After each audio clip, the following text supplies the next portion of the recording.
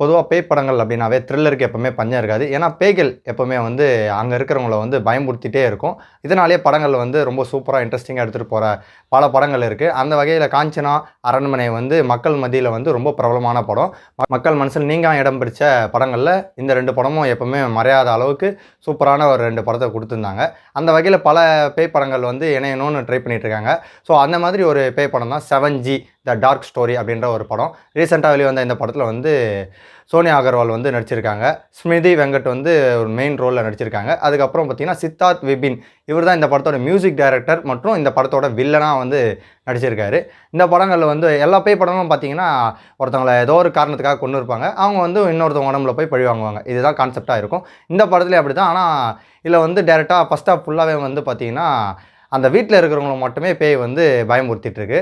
டைரக்ட்டா அந்த பேய் அப்பயே ஸ்டார்ட்டிங்லேயே போய் வில்லன்கள கொன்னு இருக்கலாம். ஆனா, செகண்ட் ஹாஃப்ல வந்து அந்த பேய் வந்து கதை சொல்லி யார்கிட்ட?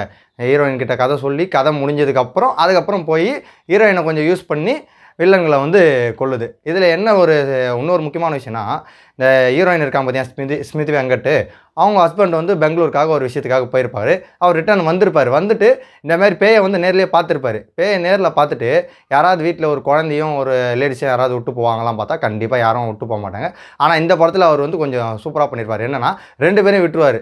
விட்டுட்டு அவர் பெங்களூர் போயிடுவாரு. அதுக்கு வந்து காரணம் வந்து ஸ்மிருதி வெங்கட் வந்து, நீங்க வீட்டுக்கு போயிட்டு வர வரைக்கும், இந்த வேலைக்கு போயிட்டு வர வரைக்கும், இந்த வீடு வந்து திரும்பி நீங்க ரிட்டர்ன் வரும்போது நம்ம வீடா இருக்கும். ஏன்னா இதுக்கு முன்னாடி வந்து அந்த இறந்து போனவங்களோட நேம் தான் வந்து வெளில வந்து போர்டா வந்து மாட்டியிருக்கும். நீங்க வேலைக்கு போயிட்டு வாங்க. போயிட்டு வந்ததுக்கப்புறம் பார்த்தா இது நம்ம வீடா இருக்கும் அப்படின்னு சொல்லிட்டு ஸ்மிருதி வெங்கட்டும் சொல்ல, ஹீரோ வந்து வேலைக்கு கிளம்பிடுவாரு. யாராவது ஒருத்தவங்க பேய் வீட்ல நேர்ல பார்த்தா, வீட்ல இருக்கிற குழந்தைய விட்டு தனியா போவாங்களாம். ஆனா இந்த படத்தில அது பண்ணுவாங்க. இதெல்லாம் சில விஷயம் மைனஸ் பாயிண்ட் வந்து படத்தில நிறையவே குடுத்துட்டாங்க.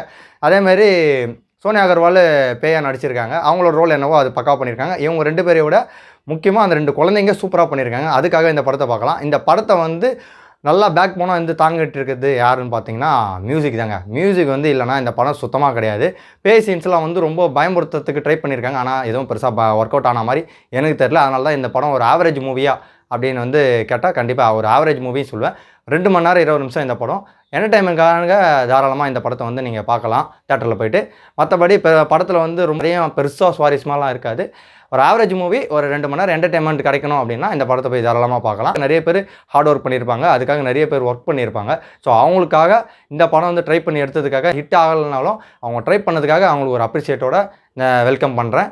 ஸோ இந்த மாரி அடுத்த ரிவ்யூல உங்கள வந்து சந்திக்கும் வரை உங்களிடமிருந்து விடைபெறுவது உங்கள் மணிகாந்த்.